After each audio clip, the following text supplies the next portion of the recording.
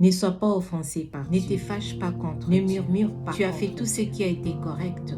Tu as fait tout ce qu'il fallait. Tu as craint Dieu. Ce qui t'arrive, c'est pas juste. Ne sois pas offensé par Dieu. Mais plutôt, loue-le, remercie-le. Au milieu de ce temps que tu te sens comme confus. Deux personnes dans la vie. Je me dis deux personnes. Côté on a deux personnes et d'un autre côté on a une autre personne. Normalement c'est trois personnes, mais je prends comme Paul et Silas. Ils ont fait la même chose. Je le prends d'un côté. Et de l'autre côté c'est Jean. Ils ont été emprisonnés injustement. Ils ont servi le Seigneur. Ils ont prêché ils ont fait tout ce qui était correct. Ils ont craint Dieu. Injustement, ils ont été emprisonnés. Pour Paul et Silas, avant d'être emprisonnés, ils ont été flagellés. Ils sont entrés en prison. Pour Jean-Baptiste, au lieu de glorifier Dieu en prison, dans les situations difficiles, il a commencé. Lui qui était témoin, lui qui a fait le ministère pour annoncer la vérité, qui a baptisé, qui avait tout le détail, tout le preuve que c'était Jésus-Christ, Jésus était le Christ. Il a même entendu la voix du ciel disant que voici, celui-ci, c'est mon fils, en qui je mets toute mon affection. Mais c'est ces Jean-Baptiste-là, au temps difficile, il a commencé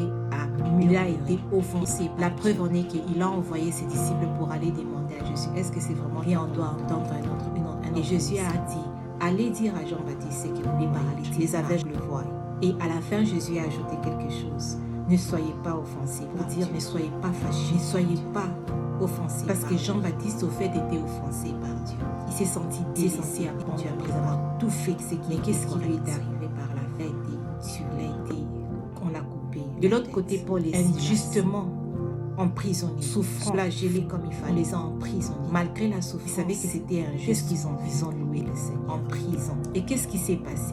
Dieu, les fondations de prison ont bougé. Les portes se sont ouvertes vers la prison, ont eu même. Mais parce qu'ils ont glorifié Dieu, la situation a changé, la libération, la délivrance est arrivée. Mon frère, ma soeur, es-tu dans une... Est-ce que tu ne comprends pas ce qui s'est passé? Ne sois pas fâché contre Dieu. Tu as beaucoup prié, tu n'as pas d'enfant. Tu fais tout ce qui est correct. Ne sois pas offensé par Dieu. Tu as beaucoup fait, tu ne trouves pas toujours de Cette situation-là ne change pas toujours. Dieu ne t'a pas oublié. Ne sois pas offensé par Dieu. Par contre, loue-le, remercie-le, adore-le, réveille-toi au milieu de la nuit. Pendant la journée, Seigneur, si quelque chose ne marche pas dans ta vie, bénis Dieu pour ce qui marche. Si c'est le finance qui a des complications, bénis-le parce que tu as les amis. Bénis-le parce que tu peux respirer, tu as le pire. Tu peux aller à la toilette. Il y a des gens qui vont à l'hôpital pour faire leur toilette. Tu as la tête qui fonctionne. Loue-le, bénis. Parce que ce qui ne va pas là va marcher. Si remercie-le d'abord pour ses marches. Ce qui ne marche pas, parce que tu sais que tu ne peux pas changer cette situation, même si tu ne vois rien.